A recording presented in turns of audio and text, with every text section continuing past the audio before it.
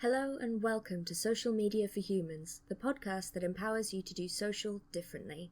Your host, Alexis Bushnell, and her guests discuss their experience of social media as business owners, users, and ultimately humans, with insights and advice to help you find an effective and ethical strategy that works for you. Grab yourself a drink and join the conversation. Hello. I am here with wonderful Rebecca. Do introduce yourself. Tell us who you are and what you do. Okay, so I'm Rebecca Thorne. My pronouns are she/her. And I'm a disabled accessible marketing mentor. And I help digital marketers, educators, and content creators to become more accessible and disability inclusive so that they can build more meaningful, respectful, and profitable relationships with disabled audiences. And so in practice, what that means is that I run courses, I do one-to-one mentoring, and I also develop training about accessible marketing, like to be part of other people's courses. And that's like the basics about me, really. Yeah. And I think because accessibility is something that I'm really passionate about as well. And I am never sure whether my sort of view of things is a little bit warped because I have kind of like my community now is very people who are invested in accessibility, people who care about it, people who are interested in it. And so to me, it looks very much like the social media landscape and the internet in general is becoming more accessible. But I am never sure if that is an accurate representation or if that is just my sort of happy little corner of the internet. So what do you think? I mean, I definitely think things are improving. I think in a weird way, the pandemic kind of has actually helped in the sense, like, I think a lot of people have become more people have had to work from home. So like certainly on the employment side of things, we are seeing some like reversing now, unfortunately. But like, and I think more people have become aware of like how to do things online, which I think is something that we in the disability community kind of have been doing longer and have expertise on. And some of that I think has been shared more widely. And I think, I don't know, I think all the stuff that happened around racism that kind of has been like a broad, which was much needed and sort of happened at that time, I sort of fed into a bit of a broader inclusion movement. And I also think like the ethical marketing movement has kind of helped a lot as well, because we've been talking about like, you know, how do you like sell to people respectfully and not just like, you know, message in a way that makes people feel like they should buy stuff they don't need, or that makes people feel bad about the problems they have. And so I do think we're seeing progress. I don't think we're seeing like enough progress in some ways. Like I think some organizations do seem to think we can be like, oh yeah, I'm ethical and I'm inclusive, and it's just like, well, your content's actually not very accessible. So like I don't understand how you think you're including everyone. But yeah, so I think we've still got a way to go, but I definitely think we're making progress. And I also think, you know, I think the point you make is, as someone who cares about accessibility, like you naturally gravitate towards people who care about that and who do that. And I think, you know, that is a reason like for businesses to sort of consider like making accessibility a priority, because it will bring people to you. I think one of the challenges is that I think some businesses still see accessibility as this like nice to have, and I'm not actually sure what some people think inaccessible content means, because like I'm sure you know, and I know, and I'm sure many listeners know, like inaccessible content is basically like people can't access your content, or people are going to find it very hard to access your content. And so I don't like, a lot of people do, like many people do seem to leave it on their to-do list like for quite a while. Yeah. And yeah, so like there is that, like, look, people literally can't access your content, and like maybe you should do something about that. But I do also think there is the, like, you know, depending on like what stats you listen to, like disabled people are like 20-25% of the population. So that's like 1 in 5, 1 in 4 people, which is a lot. And like obviously not all disabled people face the same barriers to accessing this digital content. But it's still a lot of people, and I'm not sure where I was going with it. But like, yeah, I think it is an important thing, and it's something I'm seeing become more of a thing. But I think where we need to get to is to a place where, like, at least in marketing, like accessibility becomes a bit like SEO. Like, it's something you do to your content to like help more people, to help it more people be able to engage with it, and to help it reach more people. And like, it's not something where people are like, do I even have time for this? Or, oh, like, I've got to learn. And because, like I said, I think the other issue is that actually we're not, like, you teach accessibility as part of how you teach social media. And I'm seeing more people doing that now. But like, not everyone is doing that now. And a lot of the people who are like out there, like creating content now, learn at a time where accessibility was not taught. And so I've kind of had to figure it out on their own, or like do further training. So like that, those are the other things I want to see happen. I want accessibility to become like just part of everyday marketing, which hasn't really happened yet, like on a wide scale. And I'd like to see, like, accessibility be part of marketing training, which like some people are doing, like you were an example of someone who's doing it, but like I don't think enough people are doing that yet. And I think actually getting to people when they're learning and just having accessibility be part of the process, I think is what is going to make a big, like, long-term sustainable shift. So, like, I guess that's a very long way of saying I think we've definitely made significant progress, especially in the last few years, but I think there's a long way to go. Yeah. Actually, it's interesting you mentioned SEO, because something that I have seen happening, especially since Twitter released their updated alt text option. Now, for those who don't know, Twitter's alt text is now, like, it is visible. There is a little button that says that there is alt text on an image. When I used to use Twitter quite a bit, which was like a few years ago, you actually had to turn it on in settings, which is not very helpful, because then of course people don't know to turn it on in settings. Yeah. No, now they have. I will say, Twitter, they're trying. They really are trying with the accessibility side of things. And they have updated their alt text relatively recently, so that it is automatically on. There is a sign on every image that has alt text, and you can just press it and it will show you the alt text. Ooh. The frustrating thing is that since this update, there are a lot of, especially big brands, who apparently think that alt text is just SEO. Yeah, and are using it, just using it to pop some keywords in. And there are some sort of influencers, content creators, who think it's a nice place to add a little funny joke for the people who do think to click it, and aren't using it for accessibility purposes. And that frustrates me. Yeah, it frustrates me. I've got more sympathy for people not using it because they don't know what it is for, than for people who are like, let's put some keywords here. Because I do think, actually, and I think that's the other problem, like, I have seen a lot of SEO people like actually teach that like alt text is for putting keywords in, and it's not. And it's just like, I don't understand why you're teaching this, because it's not actually accurate. And if you look at, like, if you Google about alt text now, like, a lot of the big SEO sort of well-known organizations like Yoast and Mars and even Google have resources that say alt text is for providing meaningful image descriptions, which is great. But there's still SEO people that like are like, so alt text is for keywords, and it's just like, no.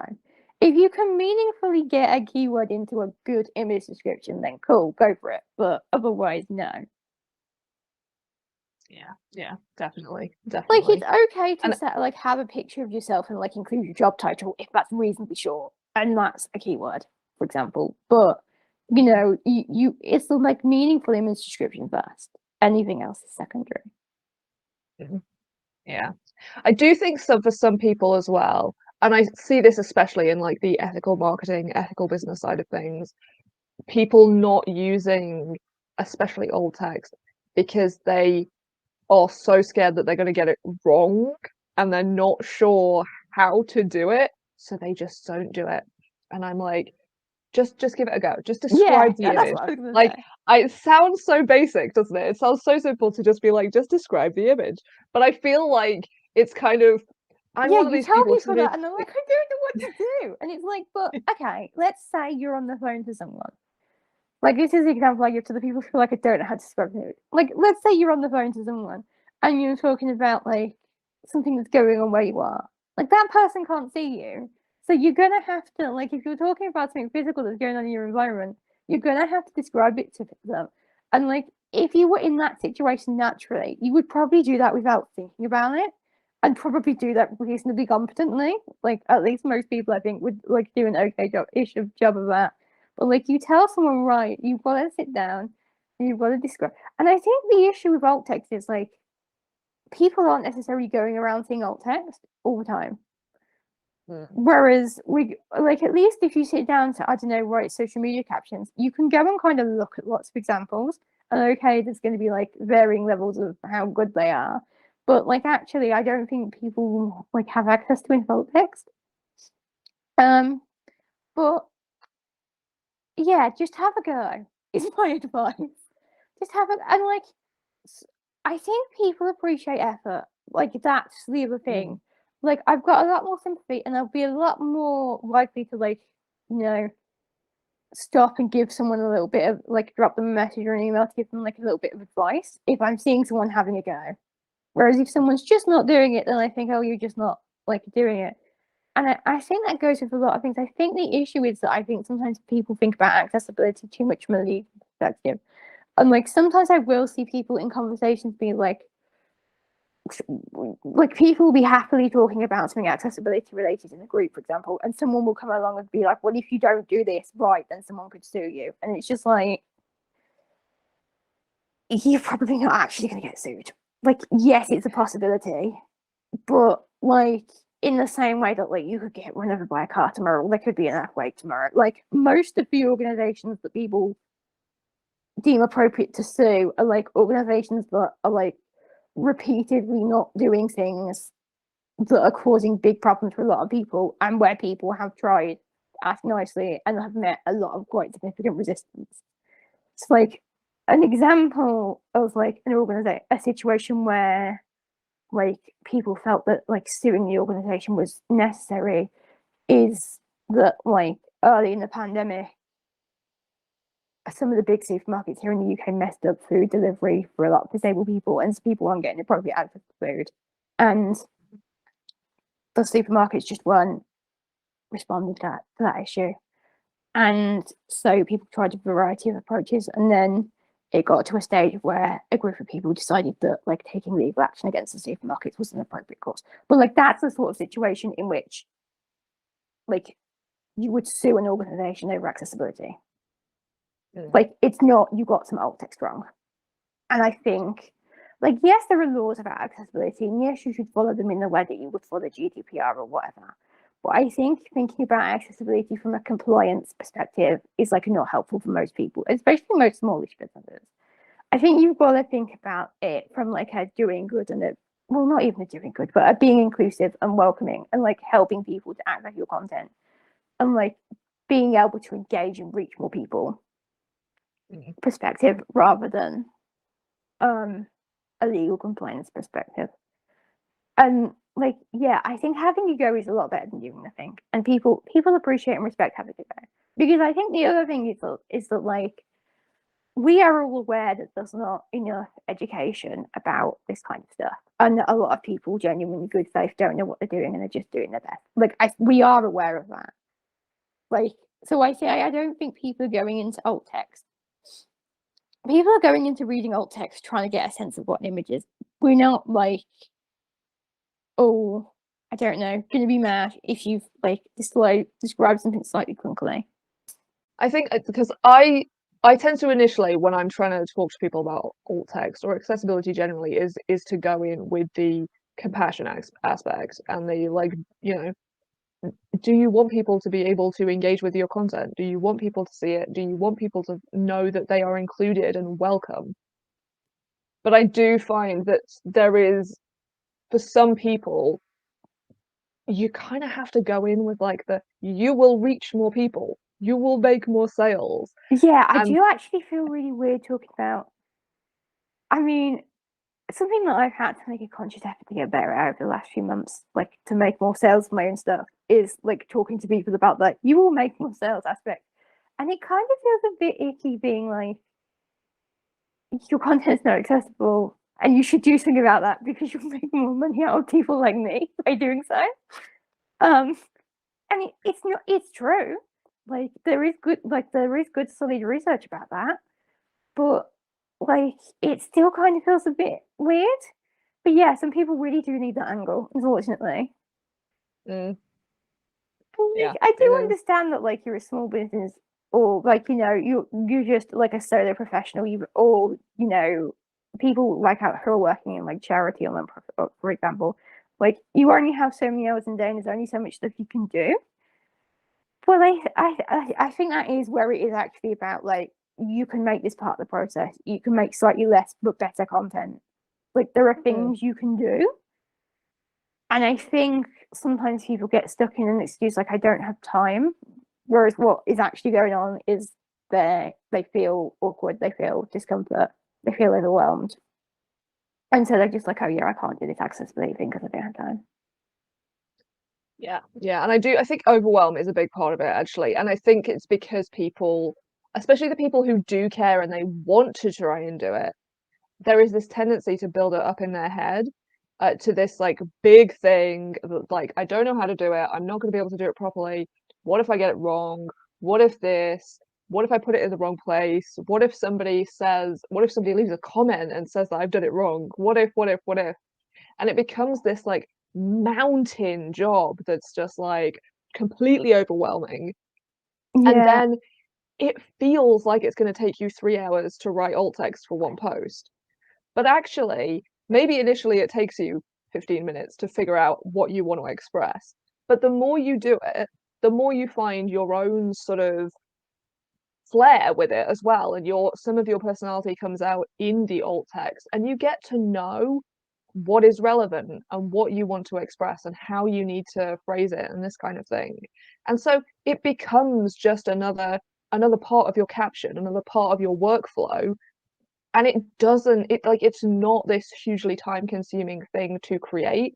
And I think that's something that people don't understand, that actually it's not a really long process. yeah. Like some things are a bit longer, like for example, doing a transcript or some captions. But then, and I think the other thing is, it's knowing like about certain tools you can use. So, for example, if you put it into YouTube, YouTube will give you a draft, and then but Mhm. you can edit, or you can also use a tool like Otter AI. And it's also thinking about stuff like, for example, you've just transcribed a podcast. Congratulations! There's lots of I'm sure that like you've just given yourself a big resource. It's like going to be easier for you to go out and pull quotes for social media. So like you can Mhm. save yourself time in other ways if you're clever about some of these longer jobs. Um, and I think it is just getting through that overwhelm and like picking something and starting.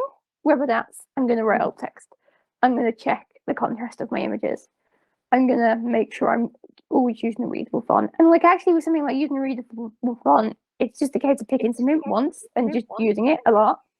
Yeah. And so I think, you know, that there are resources like I do have like resources that I give out for free when people join my newsletter, for example.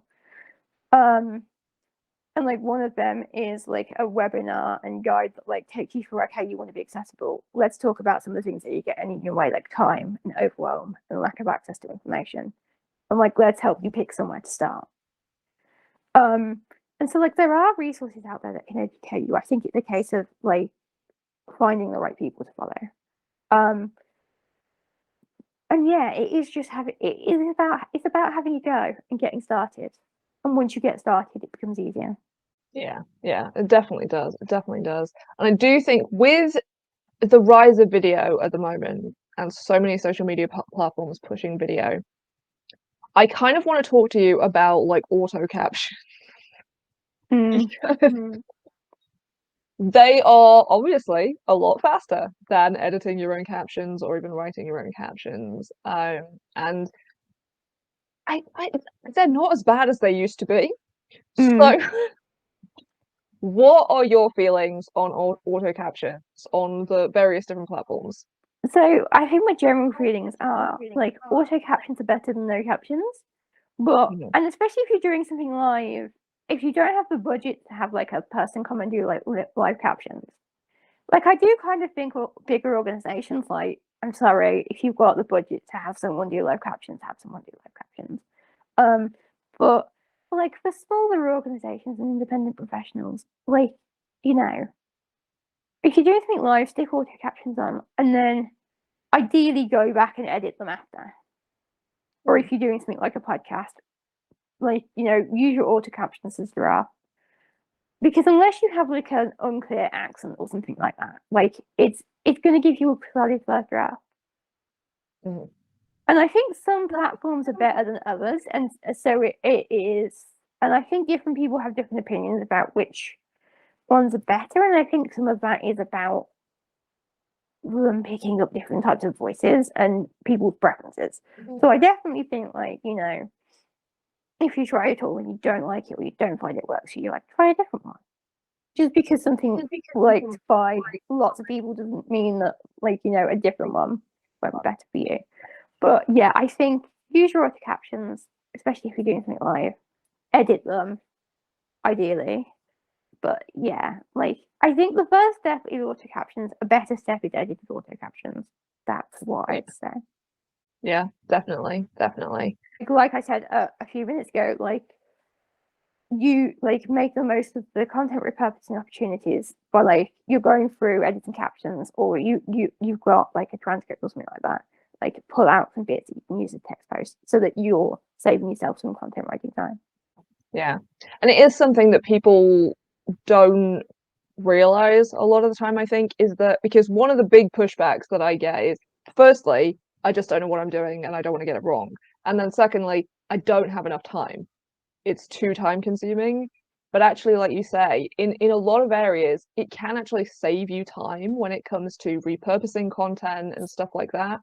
Because if you have those captions as a transcript somewhere, it is so much easier to just like you can even search them for like a quote that you want, or if you want a quote about a specific topic, you can just search for that topic to find where it is in that transcript and grab it and post it. So it can save you time in the long run, even if there is a time investment in editing the captions and stuff like that. I think the other thing is like with the tech, it's about, as we said, it's about learning, it's about having a go, it's about with a lot of how to use, I don't know, YouTube auto captions, for example. Like if you Google something like that, like there are lots of tech tutorial websites that are there to help like hold your hand the first time, and you can if you're doing something on your like most people have a phone and a computer, so actually it's a perfect opportunity to like get a tutorial from one and do the thing on the other. Mm-hmm. Because there are, and like something specific like how to set up like auto caption, how to set up captions for like Facebook Live, like Google will have a tutorial for that. Like I feel fairly confident sitting here saying that because there are a lot of like tech websites that like live to provide that kind of content so that they can like make money from ads or however they make money. So yeah, I think like have and I think as you say, like imperfect is better than nothing. No one get everything 100% right. Like there are things that I learn semi regularly, even though like I teach this stuff. Like I think I don't know. I think people. I think this is like a situation where like perfectionism comes in for people a bit, and it's like, oh, but I have to get it right, and it's like do it. Like progress is better than nothing. Yeah, definitely. Yeah. The other thing that the internet is determined to automate is actually alt text. And Facebook's I don't want to say latest update because I do not have it yet, so currently rolling out, potentially coming soon update, is trying to hide the option to add your own alt text in favor of their automated version. That's really annoying And because actually their automated version is like not very accurate. it is so bad.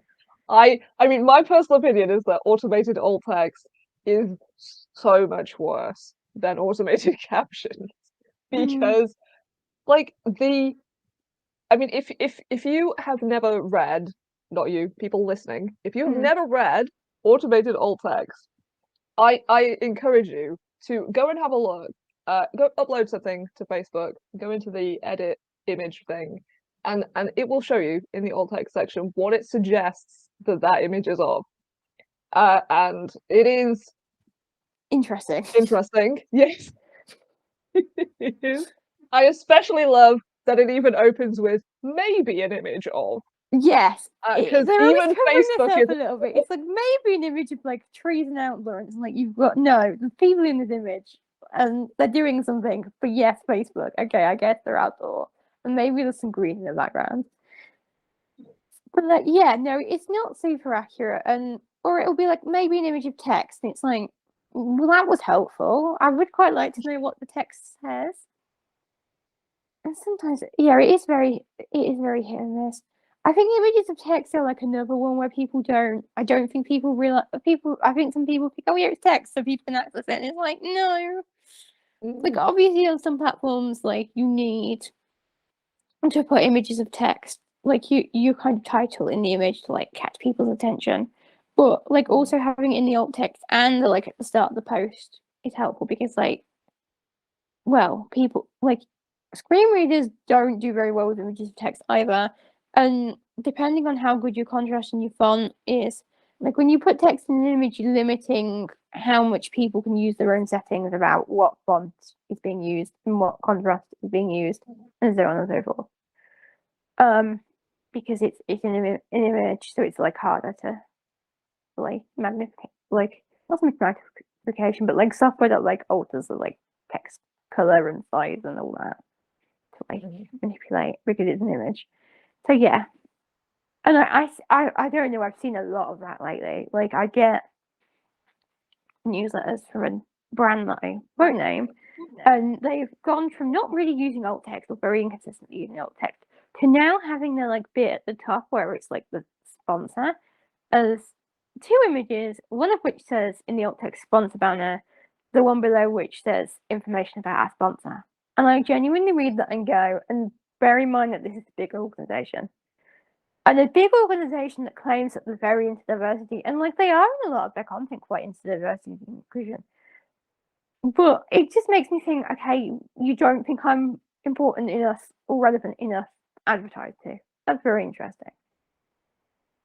Because that I think you're taking the time to go, yeah, I'm going to put something in the alt text and it's going to say this is a sponsor and like this is information about the sponsor, but like you're like that's not useful to me. You're excluding me, and like again, I would care if it was a little organization, but like it's not.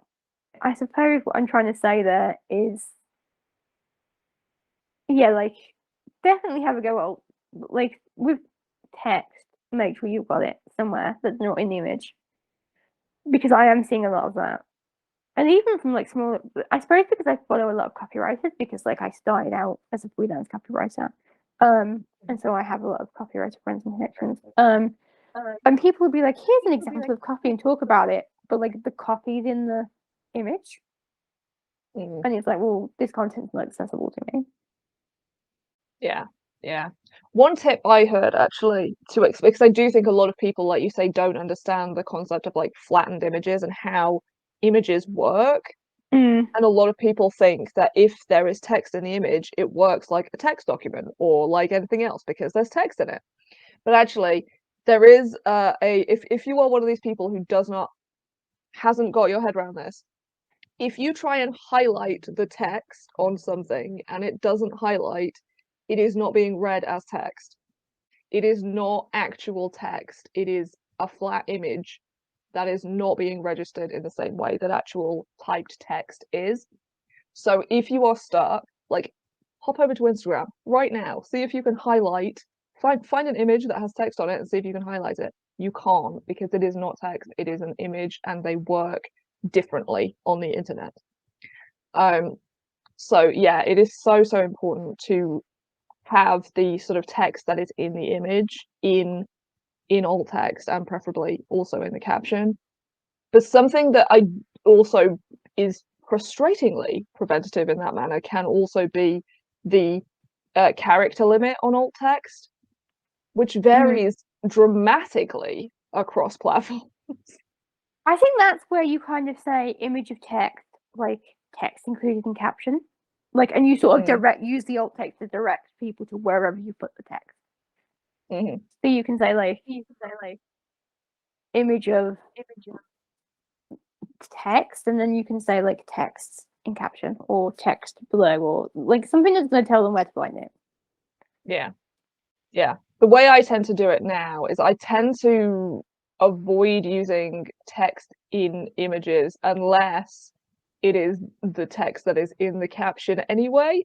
So if I like on the Social Media for Humans Instagram, I have a lot of like tip stuff go up, and the tip is in the image as text, but then it is also in the caption because the whole post is just that tip kind of thing. Yeah, And and then I do the same for alt Instagram text, because yeah. like people I did discuss with like the person who does my images about like not putting images in text, but she was like, people need that text to visually grab their attention, and it is like when they're sighted, and so it is about balancing different people's needs. And actually, if you're having the text in the caption, then having it in the image as well is fine, because you're not leaving anyone out. You're giving people two ways to access it depending on their needs and preferences. Yeah, and I think this is another thing, like you say, actually, is that there are people there are people who teach about accessibility who say like you should never use basically text on images, any kind of like flattened text. But I think it is difficult because on Instagram especially, for content to be shareable, it mostly has to be stuff with text on it at the moment. Like that tends to be what is performing, is images that are text on them somewhere. And so there is that balance of, do you want your content to be shareable and reach a lot of people? And how do you then make that accessible? And so I think there has to be an understanding of, it is not ideal to have text on images, but you can make those images which have text on them accessible so that you get the best of both worlds, basically. I think sometimes the issue is that actually some of the people who are teaching accessibility don't have marketing knowledge and experience, and like they haven't got a marketing background. They've just got an accessibility background, and that's not necessarily a problem. But actually, when you're trying to teach people how to market accessibly, you do need to have both sets of expertise, I think. And like as I'm sort of moving away from like marketing for other people, like I'm quite determined to like keep up my marketing knowledge, because and like develop, like grow that knowledge and skill set. And like obviously I'll still be marketing in my own business all the time, so I'll have that practical aspect, but I think it's so important that you understand both, and that when you're looking at options for who you're going to learn from, that you find someone that understands both. And like there are people out there who understand both, but there are also people out there who know a lot about accessibility. It's not that what they're saying is wrong, but they just don't have the marketing knowledge, and they just don't understand how to balance. A similar one is that people say that you should never use emojis, and it's just like, well, emojis are helpful for people who are more visual learners. They make good bullet points. They're a good visual communication tool. The issue is when you have too many of them together, or if you have some of them like in front of key information, because some of them can take a long time to be read out. But like I think with emojis, look at like most emoji pickers can like show you what the emoji is called, and like that's what will be read out.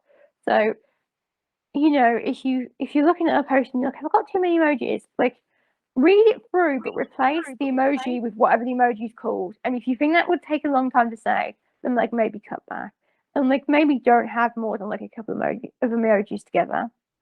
Or like something like using emoji bullet points, or having an emoji at the end of your headline. Like those are reasonable things to do.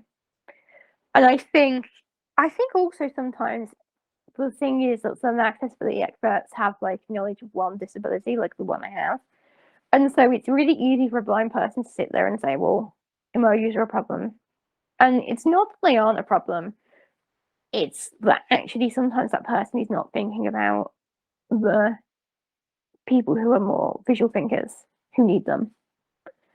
And like, I think that's an issue. I do think we're very, like, broken down into disability categories, and we could benefit from, like, all talking to each other and listening to each other more.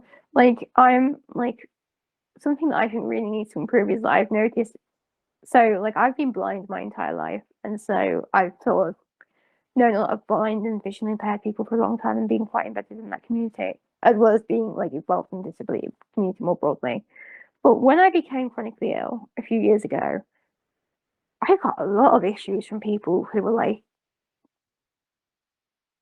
not willing to be a comment, like, didn't understand, not so much didn't understand what I was going through, but, like, didn't want to, like, be inclusive of that set of access needs in a space that was predominantly for blind people, or felt that I should be doing stuff that, like, other people who were just blind were able to do. Like, say, for example, I had people be like, oh, you should be able to get the train there on your own.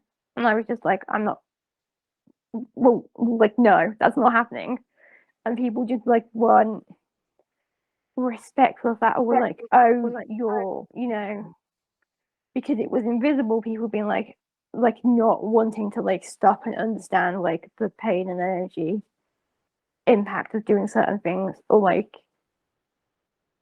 you know, like, I've sort of I've stopped going to a group that I used to go to quite a bit because people were just being very funny about the fact that, like, I've moved to doing most of my socializing, like, online, as opposed to going out to in-person events, despite the fact that where I live, you kind of need to travel for at least, I don't know, half an hour to get to places where they run a lot of the things I, like, used to do. Like, I used to go to an in-person writing group. I used to go to, like, an in-person group of blind people, and, like, it was all, you know, a half an hour of travel each way. And so, like, now I will just go to something where I can log on to a call, and I haven't had to do that traveling, which means I can go to stuff more often.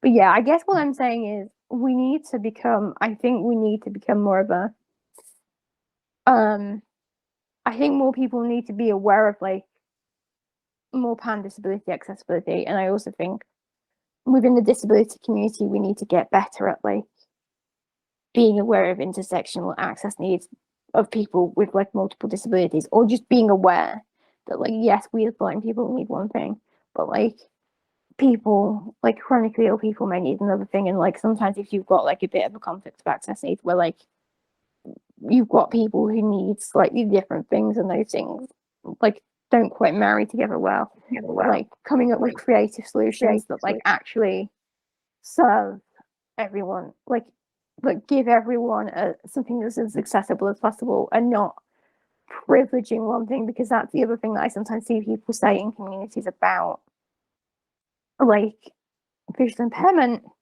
is, like, I think some blind people think that their access needs are more important because they have a physical disability, whereas I think some chronically ill people or neurodivergent people can just, like, tolerate something that's inaccessible. If it's, like, a sensory situation or a, like, pain psychology situation, it's like, no, I'm sorry, but, like, you're not more important just because you have a physical disability or a disability that's more well recognized. Yeah, yeah. And I think it's really interesting as well, because from, like, my experience being neurodivergent and spending a lot of time in neurodivergent communities, certainly what I have seen is there is much more intersectionality and understanding.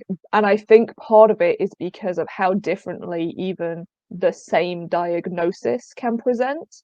And there was Aaron and Sweeney did a really interesting video a very long time ago now. But in it he mentioned that he was talking about ADHD, and how for his ADHD he really needs to have captions on videos to be able to follow them. But one of his best friends also has ADHD, and they cannot have captions because they cannot focus and take it all in. And I think it's really interesting when to consider stuff like that, because it is accessibility, the way I kind of see it, is optional is not the right word, because But what I mean is, like, you need to It's give fluid. the Like, there's lots options. of Yes, different people need lots of yeah, different things. it is. It's fluid. That's a better word. And so it is about making sure those options are available for people, because you cannot, like, nothing is ever going to be 100% accessible for everybody, because you can't, there are so many different needs, and some of Yeah. them are in direct conflict because some people need this specific thing that other people find a problem. And so it really is about communicating firstly with the people who are in your network, and who are, if it's an event, the people who are actually going to be coming to the event, to find out what the needs are, and And like actually having welcoming is feedback as well. yes, yes, which is something a lot of people struggle with, because a lot of people do take it as an attack and as criticism. And actually, we do need to be, like, everybody, just in every capacity, really, much more open to when somebody says, like, hey, this is inaccessible for me. Hey, I would really benefit from this thing. To, instead of going, well, I did my best. I don't know why you can't appreciate it, but just put up with it. To actually going, okay, I will see what I can do about that. I will learn Yeah. more about that. I didn't know that was a thing. Do you mind explaining it to me? Yeah. Like, and that's much. I think people feel like they get defensive because they feel like they need to be right and they need to have not done something wrong. But like, actually being defensive just makes the situation a lot worse because you're closing a door by being defensive, I think. And like, Yeah. I've had whole conversations with people where it's been in a situation where like I have, like, I've needed to access something, or like I've not been able to, like, sort of, like, it hasn't made sense to like walk away from like the organization or whatever is going on, where the, and I think sometimes in bigger organizations it is like coming from higher up and it's organizational policy. Like, I remember having a whole conversation over email where she was trying to make out that like accessibility of the I, like, basically I couldn't access like a workbook for some training that I was going on. And so like I had this whole conversation where like she was playing down my access needs and requests. And then I spoke to this person afterwards, and it turned out that like she'd been sending all the emails she'd been expected to send, but had also behind the scenes been like sort of trying to actually get it sorted. But it's just like, if you'd have had a more honest and open conversation with me, it would have been much better. Like, Mm. for everyone. And I would have respected and appreciated you a lot more. And like not got to a point where I felt like I needed to cut ties with you in organizations like as soon as possible because of just the way you were treating me. But like, yeah, I think people sometimes add, without really meaning to, a whole extra level of discrimination by turning around and being like, you should be grateful, and it's like, well, no, I shouldn't. Or you should be, well, like, why can't you just put up with it? Well, because it's not very accessible. And like, I have a like, I am quite, especially because I like talk to people about this a lot and I teach this a lot and I see like how hard it genuinely is for people. I have a lot of respect for people trying. I have fairly limited respect for people being rude, and for being people being rude to people about what, Mm. like, the fact that accessibility is needed, or trying to like downplay it or say that it's not important, or like be like, when someone has gone out of their way to give you some feedback, like being rude about that. Because honestly, I understand that it's hard and it's just, it's uncomfortable receiving feedback. But like, responding by downplaying or dismissing someone's needs is, it's just not okay. Like, there's not, like, I don't know. I feel like I try to be empathetic about a lot of things, but like I have a very hard time being empathetic about people being rude to people who are trying to like give you some helpful feedback. Yeah. And I think a lot of it comes down to, like, we are just human, like all of us, and we are going to make mistakes. Like, it Yeah, happens. You are not going to be perfect all the time. You know, sometimes you are going to forget to put alt text on your image. Sometimes you are going to forget to do the captions. Sometimes you are going to not have thought about something because you either just forgot or you just weren't, it's just not something you were aware of at the time. yeah. And I think that's the it's thing. fine. Like, I don't think people, as we were saying earlier, I don't think people are expecting people to be perfect. I don't expect people to be perfect people, first of all. I don't even think there's such a thing as being perfectly accessible because, like, as we've talked about, there's like such a wide range of access needs.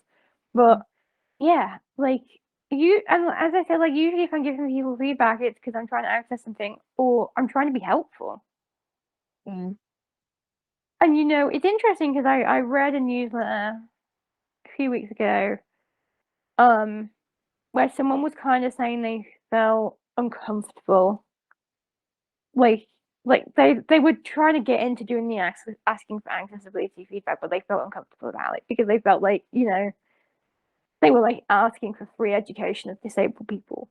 But like I think the thing that I think a lot of people don't realize about welcoming accessibility feedback is what you're saying, as long as you are genuinely open to having that conversation in a supportive way, like we've just discussed, is you're saying that you're open to that feedback. And so like when I think, oh, I could email so and so about this accessibility thing, if someone's welcoming accessibility feedback, is a lot easier for me to do that because I'm not writing an email or a message thinking, am I going to get like a really discriminatory response to this?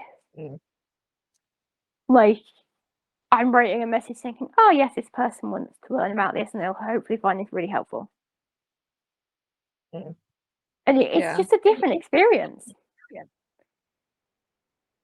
Yeah. And I think the other thing with asking for help or advice or whatever is the way I see it is very much that and obviously if you are asking one person specifically and saying like, hey, can you explain alt text to me, that's different. But if you are like sending an email, putting a post up on social media, putting a post on your website, in a Facebook group, whatever, and saying, I really need some assistance with this, I want to learn more about that, can anybody help?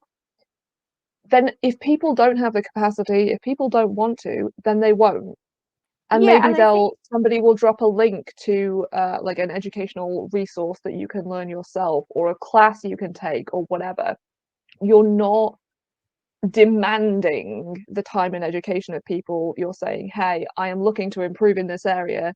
If you are able to help, can you help? If you have resources, let me know, etc. And we actually all do this all the time, or at least a lot of people do this all the time about all sorts of random topics.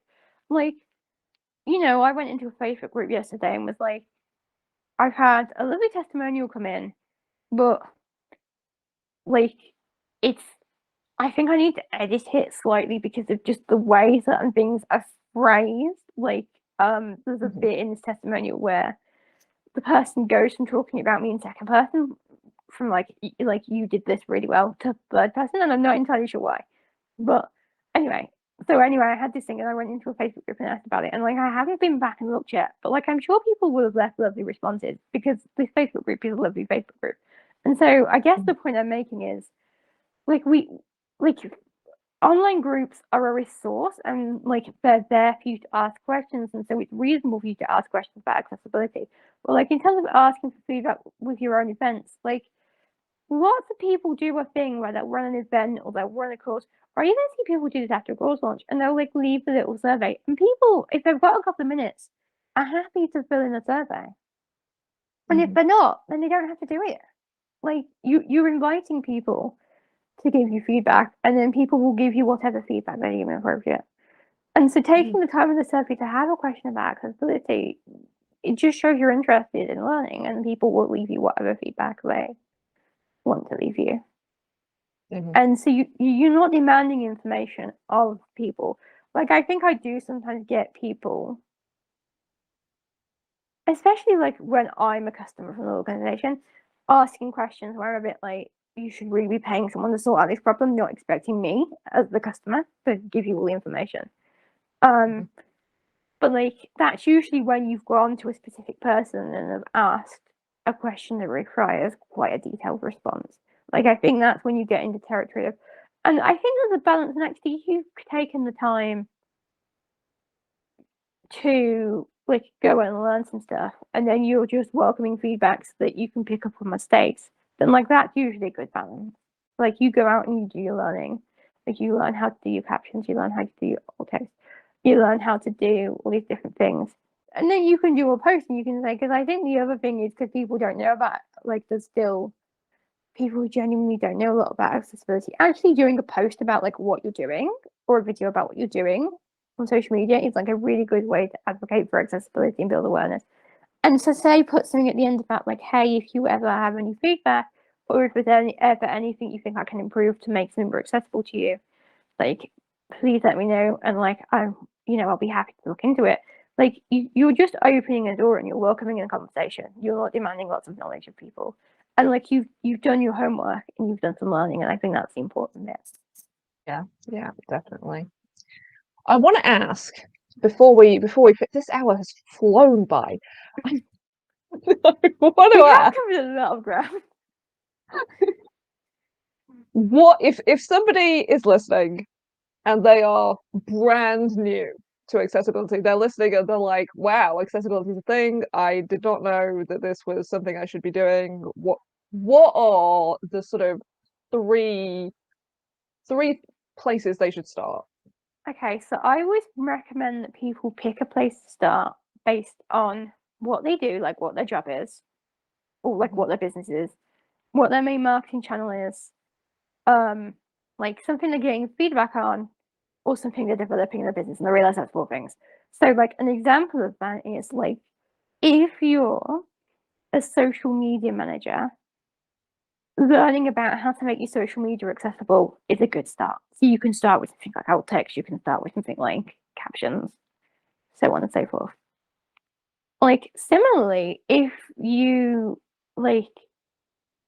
trying to make, if you like your main content channel is that you make videos, captions, transcripts, good place to start. And so if something you're working on in your business is that you want to grow an email list, like making sure the sign up process for that is accessible. So like recaptures are a big accessibility problem. Some types of forms are. And a really like a good first step with email signups is to put a note on the form that's like, if you're having difficulties like filling in the form or signing up, like email me and I can sign you up. And like you probably won't get lots of people do that, but again, you're opening an accessibility door.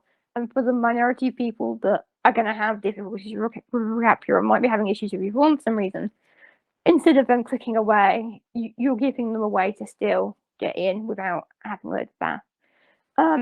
And to the last one about feedback, like if someone has given you some feedback about something they're struggling to access, like that's someone who's already in your community and already like knows who you are and could benefit from your content. And so like starting there can sometimes be a good thing.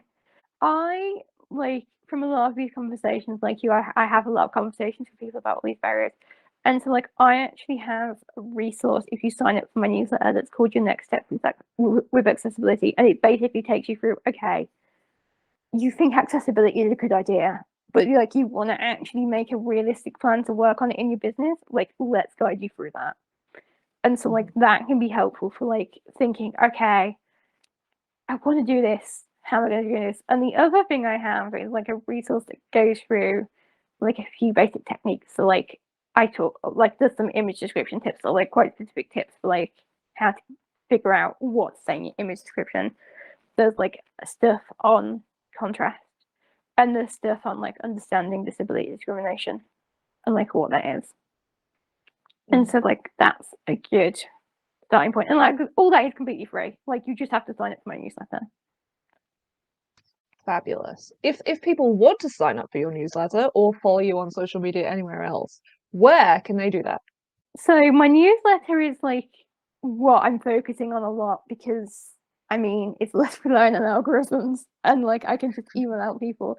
And so that's on my website at connectwithyourcrowd.co.uk, and the newsletter link specifically is connectwithyourcrowd.co.uk/newsletter.